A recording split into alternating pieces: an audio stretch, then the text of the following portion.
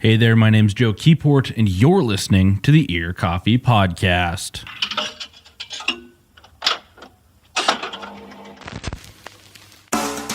This week, I talked to Bailey and Carl of 26 Bats about their new record, Portal Party.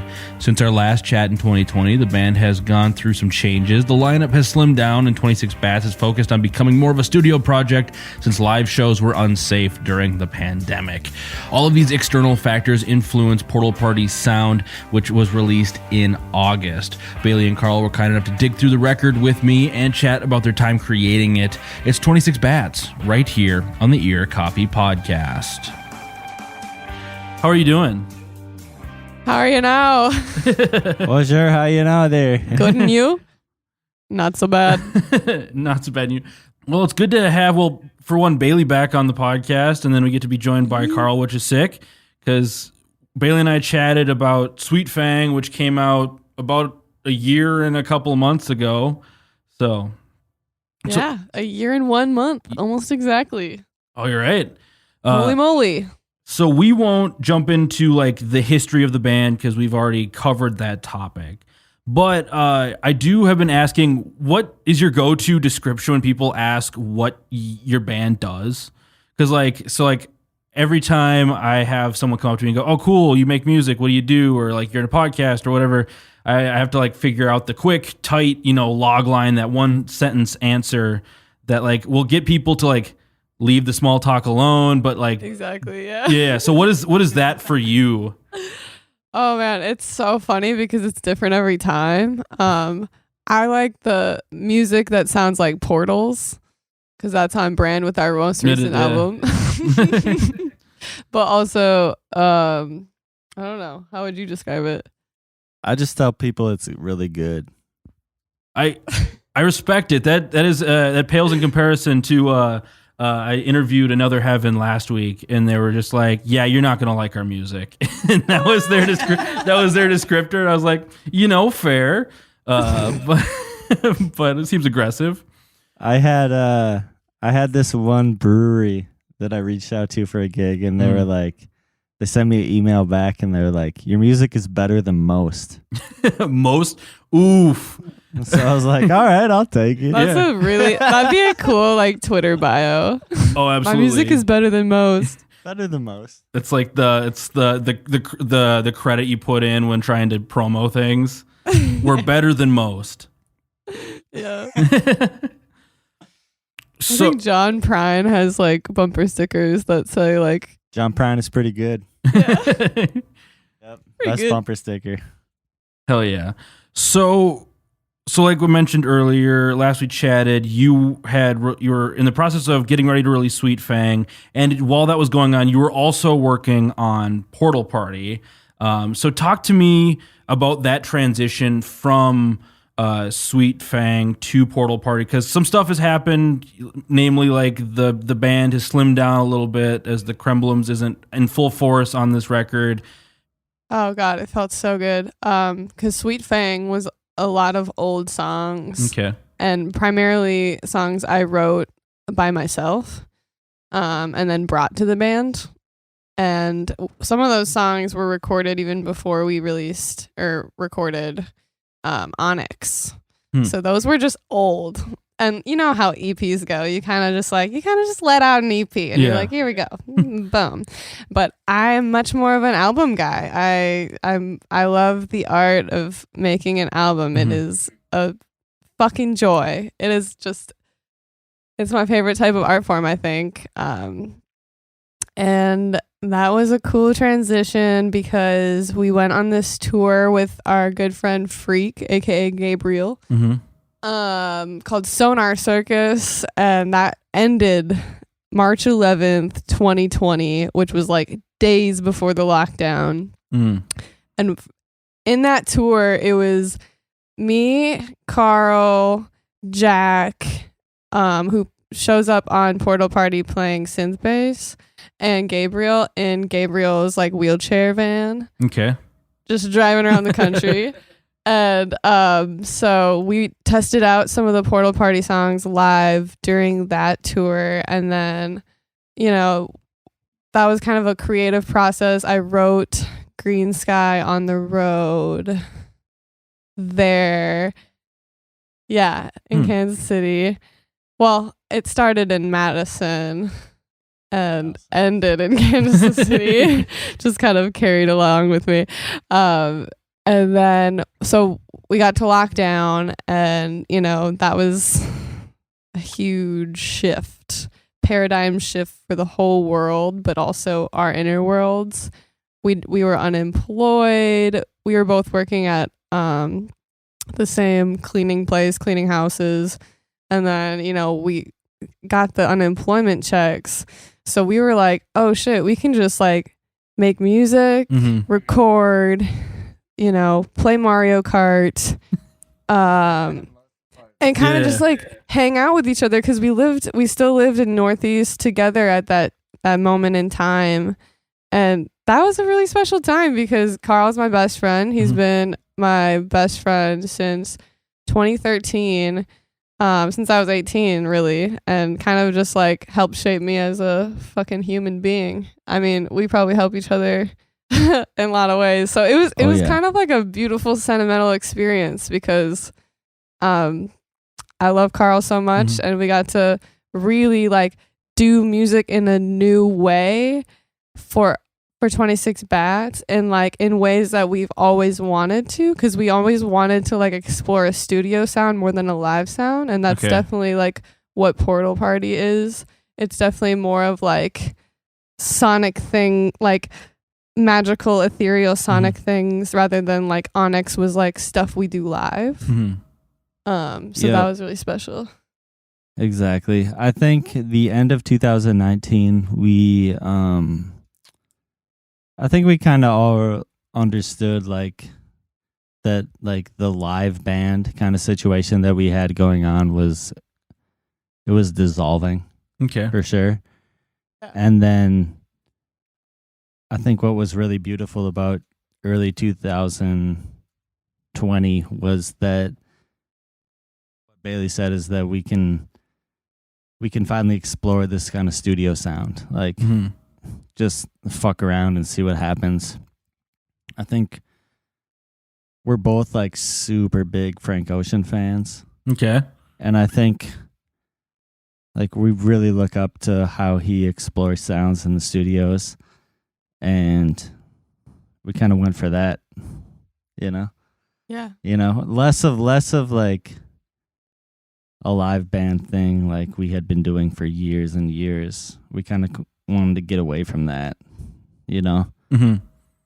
Yeah, it's a lot different, and it's a lot more fun, and I believe in these songs a lot, and I think they have replay value because we made them in the studio. So like, because my friends have told me like in the past, like I don't like listening to your recorded music. I just like coming to your shows. And like, that's tight. That's their experience. But it also makes me be like, damn, I spent a lot of money to make this. Yeah. I'm like, how do we like make it worthwhile, and like what people actually choose to listen to rather than like, you know.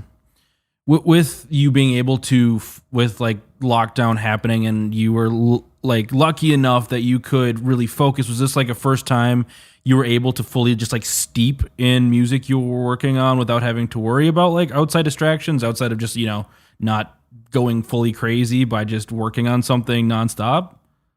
I think so. Yeah, in ways. I think it was really hard not to lose your mind almost every day though. Yeah.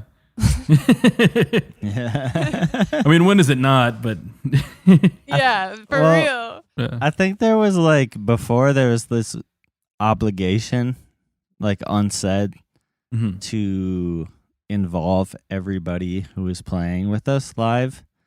And like, it had to be like an inclusive experience for everybody. But like deep down, I think we knew that like Bailey was the songwriter and the creative force of this. And then I had a hand in songwriting before that. But like, I think we knew we wanted to kind of lean into us creating something that was like outside of that in a way, you know? So it worked out. Yeah. I mean, I'd say so listening through the record. Hell yeah. We tried. One more question about like that kind of transition between Sweet Fang before we move on to fully Portal Party. I was listening through that conversation from May of 2020 just to see if there was anything like you were thinking about as you were working on it. And one thing that stuck out to me was, Bailey, you talked about minimalism versus like maximalism in your music and how you were moving from maximalism with Sweet Fang onto Portal Party, which you had named at the time, but you said you wanted this to be a more simplistic, straightforward drive. And given that, you know, this wasn't, like Carl just said, you didn't feel the urge to make sure everyone felt included with instrumentation. Do you feel like you accomplished that as songwriters for this record? That's tight. Hell yeah. I definitely do. That's awesome. I love how you went back and did your little studying. Yes. Yeah. Yes. Yes. That's the short answer. I feel really good about this album. Mm-hmm. I think that, I don't know, we spent a lot of time like crafting each song, and there's a lot of experimentation. Yeah, we got to play with like adding and subtracting stuff more so because it was all like we didn't feel super attached to each part. So it was like, how does this sound? Should we slap some autotune on this shit? Yeah, that sounds good. Should we do this? Oh, that doesn't sound good. Let's delete that. It was, and then, it was going to be a fucking 19-song album. And we were like, oh no, we got to cut some shit. So it was like totally an experimental process. We took our time with it. And I'm really fucking proud of all of those songs. And I think we did a great job. Yeah, I think we I listen to it almost every day. Yeah, we did a great job. You were going like East Coast accent there for a minute. You were like putting on that Natasha Lyonne. Natasha. I have so many characters that just like bubble up. Smoking cigarettes. It's very weird. Yeah, I don't know. There was. Yeah, we just kind of fucked around on this album and like really made sure it was right. Like Bailey wasn't shy to say something sucked. Yeah, when it did. I felt I had and same more with confidence. Me. I had more confidence to be like, no, I don't like that. Well, yeah, I think that was different. Because Carl's my best friend, and I don't think he's gonna take it personally. And like, he respects me and treats me fucking great. So it's just like, it's one of those things where, we would argue about shit for sure, like some choices, and it wasn't always me who won because I definitely respect Carl's producer's mind because Carl's a musical genius. So it was kind of fun though. Like I love having arguments about that shit. Like, yeah. Because then it's really just a matter of like, let's try this and then listen to it back. And like, oh, you're right. Or I'm wrong. Well, I think what one of the main differences was from like the stuff we'd done before to this album was that before we had just been in a studio and like live take. Yeah. Like I'm playing guitar, everybody's playing their instruments live, and we'd be like, okay, go. And we'd record it. But this one was like, we try so many different options, like style and sounds. It wasn't like that at all. So it was like completely different experience, and I think that was really healthy for our creative minds because we'd been super. I don't know, we'd been into like the live mindset for a really long time. And we were playing shows for like a good 5 year, probably like 3 years of those 5 years. We were playing almost the same set like every show because I'm just dialing it. I'm kind of ridiculous and I like things to be very like tight, and we were good at it, and so I think I got stuck in that though because I didn't want to play new music because I was like, well, that's not fully crafted yet, and so it was really nice to just like be like, fuck that, we don't even have to play live anymore, like. Let's not. Yeah. Let's keep people safe. Let's just focus on recording for once. You don't have to worry about like the fear of failing, quote unquote, publicly. It's just Exactly. this is what I got. You said you were able to at least play some of these songs live before, because you had that tour that ended right as shutdown happened. So were you able to work? You were able to work some of those songs in, and how did it feel to play them out before getting to the chance to really work on them? I think it really informed certain songs of like where they needed to go. Mm-hmm. I think it was like really healthy for the song experience to, I don't know, like to be unfinished but played live. I think that's cool. Yeah, to just try shit out. We played Holy Ultimatum, Urinetown, G-Mom Extendo. G-Mom before it even had an extendo. It was just Give Me Your Mouth at that one. And then Last Time. And Last Time. That's the ones we took on the road, and they changed like a lot. Okay. we went I got 2 versions. Yeah. 2 versions. Yep. Gotcha. So with those, like the 3 you took on the road, was a lot of that then writing for the record did that come during lockdown, or did you have a bulk of like the skeletons of these songs then worked out before? I think there was skeletons. Okay. For the most part. Many skeletons. A lot of skeletons, but some were not even existent yet. Dusk wasn't existent yet. Portal Party didn't exist. Green Sky was written on the road. Mm-hmm. Honeysuckle was before. I would say there's probably 5 to 6. Vagabond when was we already when in we the went process. on that tour, there was probably 5 or 6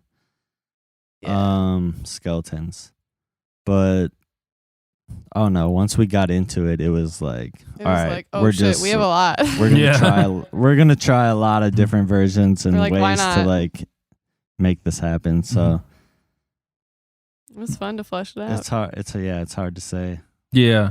So then where were you coming from as songwriters as you were working on like what would become the album thematically and like story wise? It's not like I don't think it feels like it's one, obviously one linear story, but like listening through the record, you kind of touch on everything from adventure to kind of longing, feelings of longing and fear as you wrestle with topics that come back. I feel sometimes a couple songs later, and it feels very much connected as you move through. So talk to me a little bit about that. Yeah, it definitely follows a linear pathway of my experiences. I curated the album order in a way Mm-hmm. That reflects that experience, even though they're not even in the order that I wrote them in, but it's more of like the way I move through the emotional experience of that's being expressed in the album. I think that helps. Yeah.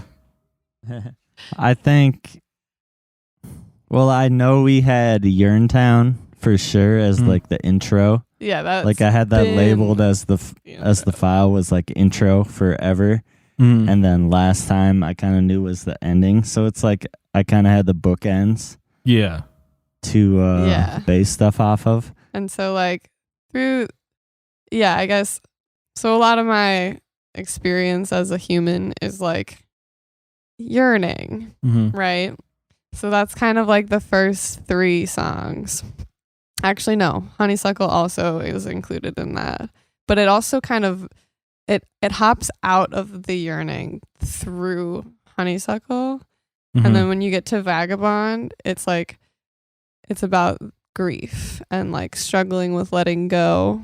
And how basically I'm bipolar. I'm bipolar too, and it's kind of like the mania that I experience when I'm spiraling due to grief because I lost a couple friends and my dear family dog, and that it was all in the same time frame, and also a lot of death just happening in the world Mhm. and a lot of injustice happening in the world at the same time. So it was just like, it was a song that kind of encapsulated that like overwhelming feeling of grief and not knowing what to do and being like, I need to get out of here. I need to travel. Yeah. And then after that, I think comes Green Sky. And that song is really like about this reoccurring post-apocalyptic dream of mine that kept kind of haunting me, where that yearning was still there, Mhm. even though everything was Yeah. dead. And that, you know, Mhm. and then after that we go into the Holy Ultimatum, Arrows Portal, and that is like kind of just being like, holy shit, fuck capitalism, Mhm. fuck the Catholic Church. I was raised Catholic. Fuck all of these constructs Mhm. being placed upon, and realizing that also as a person that I find I feel like I'm pretty radical. I'm kind of stuck, and I'm exactly where like the US empire wants me to be. Mhm. And it's like, holy shit, like you have me in this chokehold. And it's kind of just a song about that, being like, oh my God. Yeah. And like, how do we find a way out? And that's the sample of my friend's voice being like, you got to find a way out at the end of that. And then after that song, is it Blue Window, Midnight Fire? Yeah. And that's about burning it all down. Mm. And just being like, just kind of a circusy freak show. Dun dun dun dun dun Yeah. dun dun dun dun I dun dun. think- Kill the billionaires. In the middle of this album, like, we were radical before as far as like politics go, but like in the middle of this, I think we got like turned extremely leftist radical. Because the city was under a military occupation because a police Yeah. officer murdered a black man. So I guess that involves the military for some reason. That definitely informed this album because we were Absolutely. I mean, it informed all of us. Mhm. It was unavoidable. It was in the streets. There was people with guns everywhere. It's weird how people get really upset when walking to the grocery store involves passing armed guards and as in Humvees. Like, I mean, and that's the weirdest thing because we're just not used to it, but that's the US military in overseas Yeah, oh, almost absolutely. everywhere. And that's just how that exists. So I think seeing that reality like was super, like, it was a wake-up call, because then we had free time, so we just started jumping into learning about foreign relations that the US is a part of. And oh my God, the more and more you learn about the US empire, the more furious you Trash. become. worst country all time. That's just how it is, but it's also it gives you the sense of the truth that you kind of always, like, I don't know, I feel like I've always hated this bitch forever, and now I just Bush have did 9/11. so many reasons, right? Because we're kids of Yeah. 9/11. We're the kids of 9/11. yeah. Right? And then right after that, that's when we started getting like mass surveilled. Like before that, it wasn't there, and that's changed our lives, all of our lives, so much. We can't do anything without giving all of our information through our phones. Yeah. And I mean, I think we're more brainwashed and controlled than we could even imagine. And I think that is a good reason to be really upset. Anyway, Yeah. I was going through the album and then I just went on a tangent. No, I That's appreciate hilarious. So the ending of Midnight Fire is like a funny ass voice memo of my friend who asked me to remain anonymous. And that is going to be the A side of the vinyl. And that's going to be at the end. And it's, if you haven't listened to it yet, you should definitely listen to it. It is Midnight Fire. It's at the end. It's a fun surprise. I won't spoil it for you. But then I was wondering if you had that, like, if that was like a created bit or if that's something you found like somewhere, because it's a beautiful way to like transition between those two songs. So like do you have an iPhone? I do, yeah. Like the voice recording thing? Mm-hmm. Not to my phone. Oh my god. Get out of here. So it's like, sometimes your friends, you just like send little stupid jokes. That's what that's about. My friend just sent me a stupid joke and I just said keep, and then I held it up to my little microphone and I was like, this is going on my album, bitch. After that comes Helicopter, and that is a breakup song that also is kind of a breakup. It's like a breakup. It feels like a breakup song with two different people that I was seeing, but also a breakup song with Minneapolis because of the helicopters. Yeah. And I had to move out because I wasn't making any money because I couldn't work my job anymore because I have chronic wrist injuries and I was a cleaner. And I had to move back in with my parents in St. Paul, or a suburb of St. Paul. And so it's kind of like that heartache of like, I feel the distance, every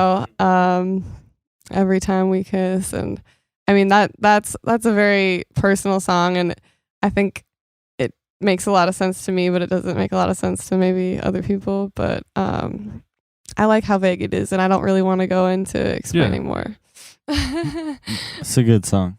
It is a good song, Kyle. Yeah.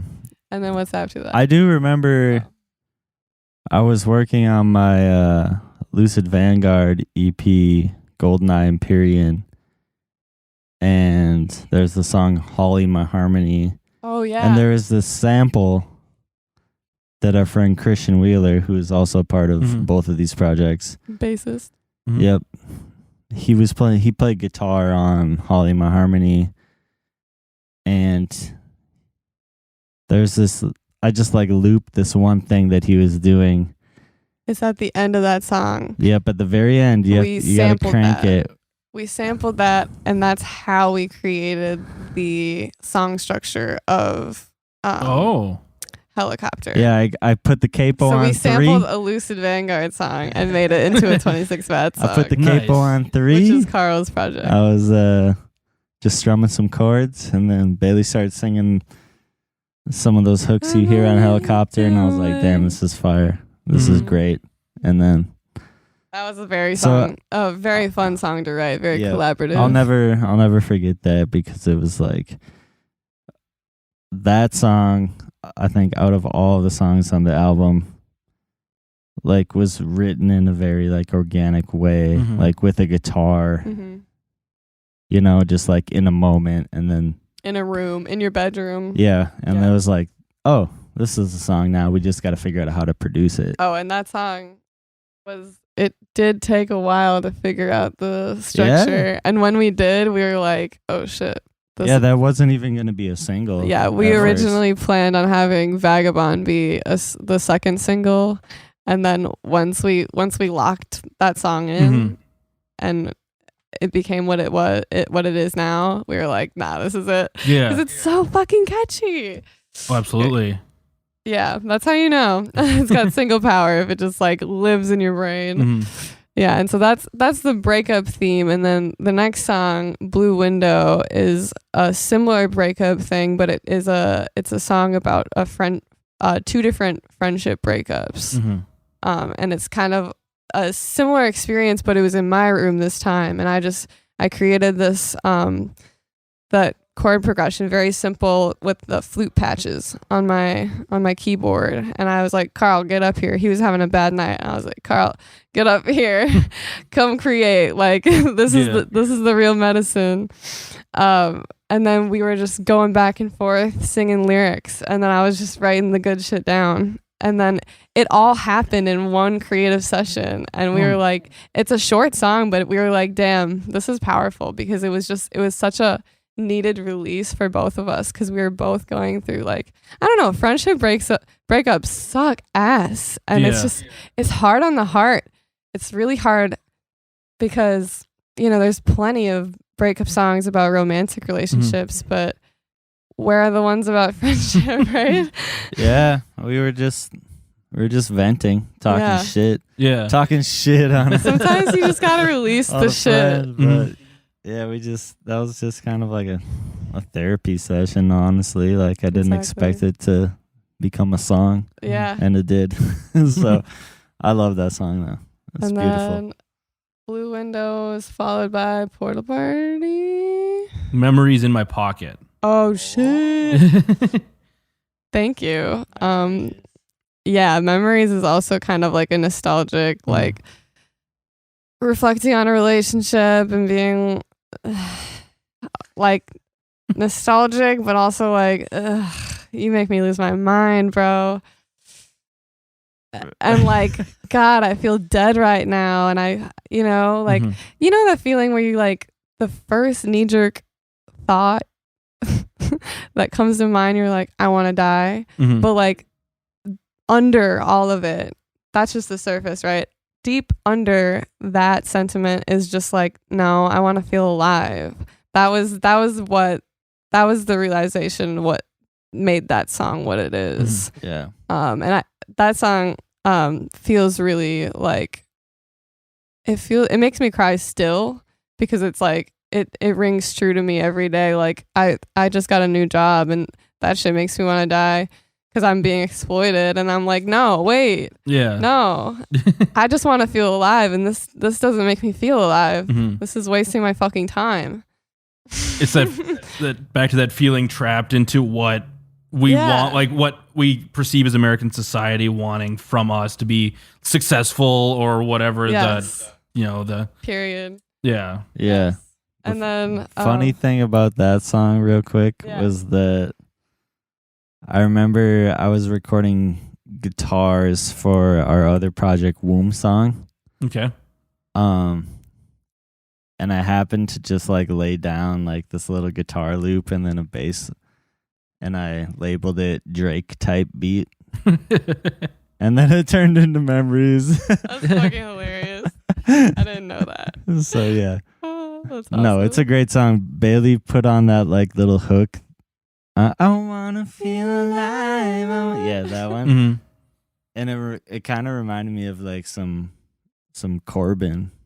Oh wow, type stuff. And I was like, this is compliment. sick. Yeah. Thank you. I really like that song. I think it's cool because we used a lot of like voice memos, like samples and stuff to like. I played the slinky on that song. No. And the microwave. Wait, no, that's You're Helicopter. talking about Helicopter, Oh man. shit, no, it's just Sounds of Nature.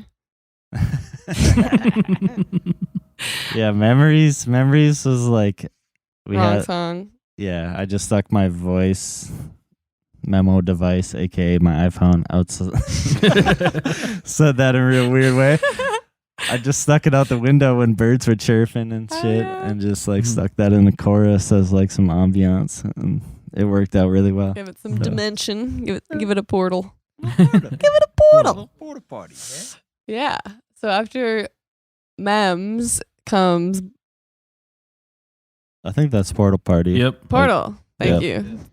And that song's a real sweet song. We just wrote here in my room with my good old Big Red, my upright piano. Right here. It was kind of another emotional night for both of us, I think. And we were like, gotta take it to the songs. That's the medicine. And that because I had the original do do do do do do do do do do do do do because I took those chords from Dusk. And I was just like, we could make this into a fun song, like, because Dusk is like sad, and I was like, how do we reinvent this? Because I like these chords. I really like E major 7, And so I was just kind of like fucking around with that. And it was just it was like a synth beat. And then we just decided to record without headphones, just like straight through one of these 58s, just like holding up the 58 to the piano. And so there's mic bleed, and that is kind of, it serves as the bass in that song. But that's just a real sweet, gentle song, because it's like before all of that, it's like heavy emotions, man. Yeah. And it's like, okay, let's go back to like the space where we feel like a kid, you know. All my friends are aminals, you know. I have my friends, I'm safe here, this is my home. It's a very gentle song. And then it takes you to Dusk, which is a classic song about unrequited love, and kind of being like, fuck that shit. I'm in love with dusk. I'm in love with the river. I'm in love with these things that have been there for me for my whole life. And being like, I choose me. I don't choose this unrequited love shit. It is a dumb game. It really gets me stuck. So that was kind of a song that helped me get over that shit, basically. And then comes the celebration of getting over that, which is Portal Party Reprise, which is super fun. Yeah. Our bassist Christian Wheeler fucking killed that part. Really dancey bass line in there, and our good friend Sam Howden, a friend of ours from Austin, Texas, just ripped up the trumpet part on that, and actually laid down flugel and sax as well. And yeah, he definitely, his solo at the end really, really shines. And I'm very stoked about that song, and that's just a fun celebration. And then that goes into Heart Armor. Heart Armor, my favorite song on the album. Okay. Probably the hardest one to finish, I think, because there's a lot of like technical difficulties in the vocals, because we took so much from like the original demo that when we were putting it all together in Logic at the end, like we realized there was some kind of harsh high frequencies in the vocals that we had to had to let go of. We had to figure out like how to like get rid of them, and luckily our mastering engineer Alec Ness helped us out on that. But yeah, that song we wrote maybe one of the first songs of the whole project, and that's a song about basically being like, fuck this dating shit. Like all this emotional, like trying to open up to all these people who are just like taking advantage of me, like lying to me, manipulating me, like I'm closed. I just want to go home. Yeah. Like just being like, you know what? I need these walls for a second.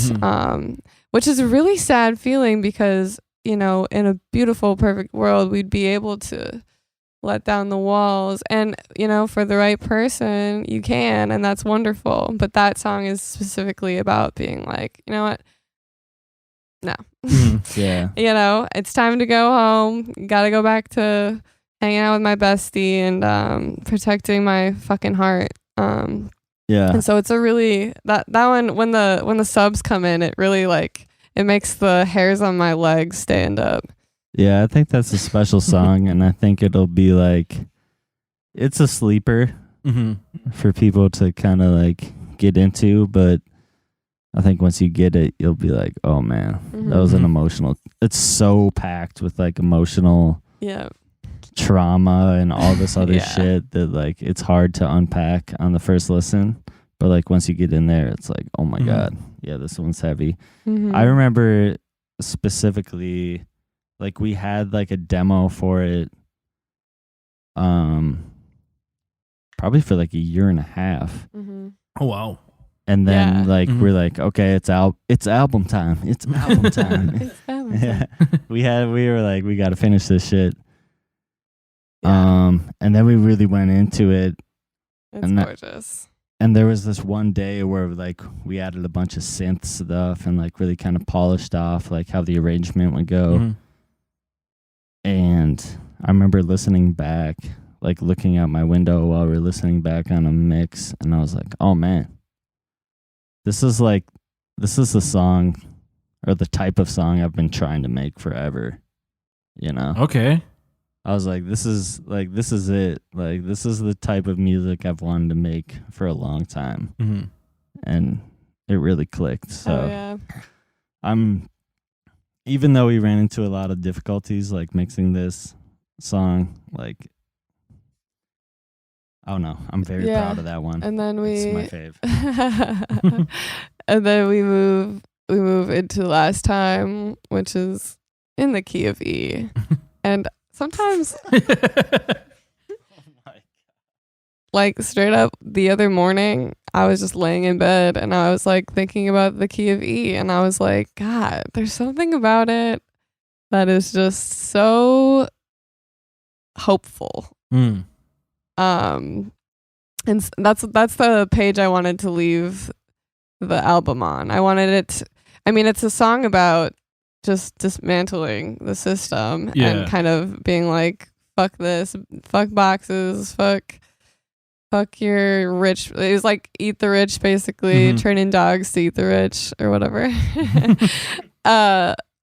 But it's also like, this might be the last time we have to deal with this, and like, let's try to imagine a better world, because I know how cynical like learning about the current reality of things can make you, but hope has a funny way of sneaking up on us, and it's really important to return to that place. Especially after such like a wild roller coaster emotional journey, and that's how I wanted to like kind of cap the album. Okay. Yeah, Bailey came through with some real nice melodies on that tune. I remember. So fun to sing. I remember. I think it was Jeremy Ilvasacker, the guitarist, Twin Cities legend. Do you know him? I don't, unfortunately. You probably have listened to music that he's on, but he's like a really low key person. Okay. Jeremy Ilvasacker he's one of the Minneapolis goats. As far as he's insane at guitar. He just played with Bon Iver at the Water is Life festival, and what's his name? David Huckfelt. Oh, The Pines. The Pines. Yeah. Oh my God. And his guitar solos straight up melt my face off. And like, he's one of the best by far. But good experience. I remember. I don't know if we had like just played a show with him or something, but like, I was in my room, just like I had my fuzz pedal blasting, like very sustaining. Yeah. And then I recorded it and I sampled it into my Boss 303 Dr. Sampler. And I was like, oh, this is cool. This is it. Yeah. So and then he was like, Bailey, sing on this. Yeah, so I made okay. a bunch of samples. I made a bunch of samples like based around the chord that I was like vibing on. And then, I don't know, the rest is history. Yep, we just developed it from there. Yeah, so it was just like playing samples on a sampler and Bailey sang to it. Well, cool. Thank you for taking me through the record, because there's a lot going on there, and it's nice to be able to hear from the people instead of me trying to interpret, Yeah, like, might as well. We're here, What's your favorite song? Or is there a standout moment? I want to say favorite, but favorites are hard. I enjoy Vagabond a lot. Why? Just the desire to just like run away and just escape for a little bit has been something that's weighed on me a little bit here. And then along with Holy Ultimatum sticks out, specifically that first half, but also I enjoy the little like Portal Party Dusk, Portal Party the Reprise, like that section of the record, given how like you move from like the joyous childlike nature to something like Dusk back into what the Reprise is, are the two that really stand out when I think about it. But I'd have to give it to at least one or two more listens to really think about it.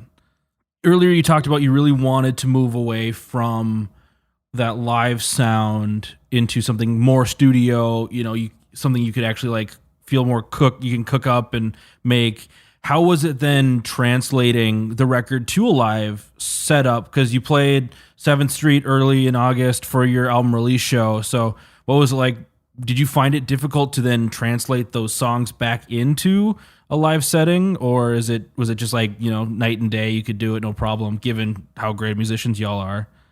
It was totally difficult. I think it was both. Yeah, it was difficult and easier. It was the easier decision. It was the smart decision. We were like, this is, but that also was hard emotionally, I guess, to let go of our old ways, I guess, because it was such an era.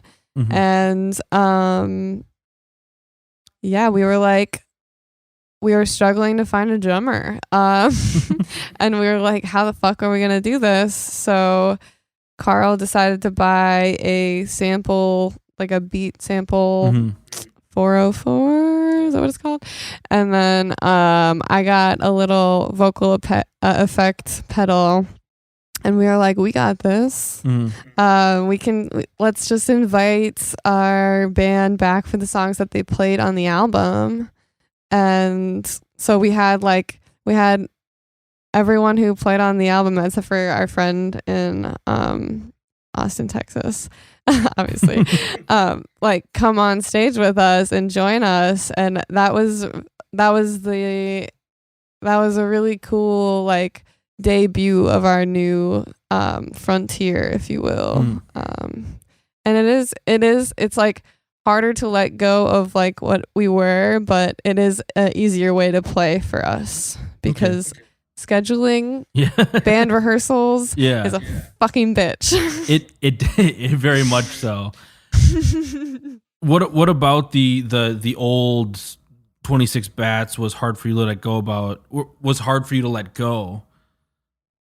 I think just like the friendships, like the community that had been developed, like we'd been seeing. I mean, we were like band practice 4 times a week for 2 hours. Yeah. A day. And we were going hard. And we would see each other all the time. It was like family. Yeah. And so it's like, damn, we're gonna be on stage without everybody. What the fuck? Yeah. it was like a comfort zone. Yeah, totally. But at the same time, it's just how life goes, it's like the river flows and it might not be what exactly you want, but it might be exactly what you need.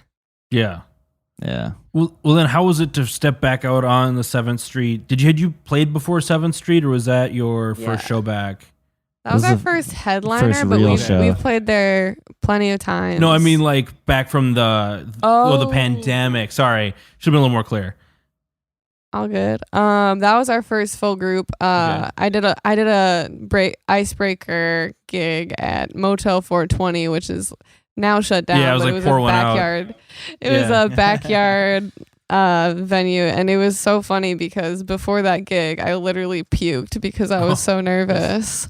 And before the 7th Street gig, I was like, "We got this." Okay. It felt. I'm glad I did that. Yeah, I think it felt fucking great to get back up on 7th Street stage. Yeah, it was like kind of weird, like bizarre. Yeah, just like being like, oh man, yeah, we used to do this all of the time, dude. But so overstimulating, like wow. Yeah, it was like those first like few minutes when we were about to go on stage, I was like kind of jittery, like oh my god, so here we go. And we chugged cold press before. Oh yeah, just over caffeinated, very like, caffeinated. But yeah, it was. I felt very comfortable. It was killer. My partner said that I inhabited the spirit of Beetlejuice. Hell yeah. Like I was walking around like him on stage, apparently. It's funny. Which I can confirm. Can confirm. You can confirm. We started the set with a David Lynch Weather Report. Nice. On my sample. machine, and I think that really like helped set the vibe for Yeah. the night. Like once we hit that, it was like, okay, We can do this. Yeah. It's Friday. it's Friday. Can you believe it? I swear I always say I got a couple questions as I continue to ask questions. The music video for Portal Party Reprise was one that was like really fun to watch out of like the handful of videos you did, because it featured footage of Bailey, your birthday parade. How do you go about throwing a birthday parade? Like that's sick, but like talk to me about making that video and just that whole experience, because that looked nuts. Oh my god. Yeah, it was it's been a goal of mine because I'm obsessed with the number 26 and my birthday is on the 26th, so my golden birthday was this year. And so for a while people were asking me, what are you going to do on your golden birthday since you're so obsessed with the number 26? And so I had time to plan like that. I wanted to do a parade, but this year it was like, oh shit, I actually have to follow through on it. But I luckily have space at the Ivy Building. It's art studio space, and I have a lot of studio mates, and they are puppeteers, and they are parade people. They fucking love parades. My studio mate that I'm good friends with now, he's a stilter. Oh, he makes these paper mache masks. So I was like, I could really do this. Like this is a thing that is achievable. And so you make step 1, you make a poster. Step 2, you send it to all your friends and tell them that they can invite people and tell them that there's going to be a band and free food. And then step 3, make a ton of like masks and like things people can do and hold. And then I invited people to make their own animal masks as well. And then step 4, just like freak out and have like many anxiety moments. And then really we just were like, okay, it's time to occupy the street, because I didn't want to get a permit. I was like, we're just gonna walk around the Ivy Building and like the park. So we didn't. And no one in the neighborhood, it's an industrial area mostly. And we just went through like one neighborhood and everyone came out. I mean, I hired a brass band. So everyone came out of their houses and like followed us and were like cheering. The bus driver like waved to us. And then I told my friend that what we were doing, and she was like, I would love to take video of it. And I was like, we could use it for a Portal Party video. And that's exactly what we did. And it was just one of the most like joyous moments of my life, honestly, because it was like the first time I was seeing a lot of my friends. Yeah. Because we were all like recently vaccinated. And I put out costumes for people, so everyone was looking like a space cowboy or an animal, or just cute. Yeah. There's a Instagram video someone took, and someone says in it, you can overhear it, and it's like, this is the real Pride Parade. And I was like, oh, yes. I've known Bailey since they were 18, and they were talking about throwing a parade on their 26th birthday since then. And it happened. We fucking did it. happened. Like, I don't know. We pulled it off. It was a real deal. It was like... I mean, I asked a lot of people for help, and it wasn't a solo... They threw a goddamn parade. But, like a real shit. Yeah.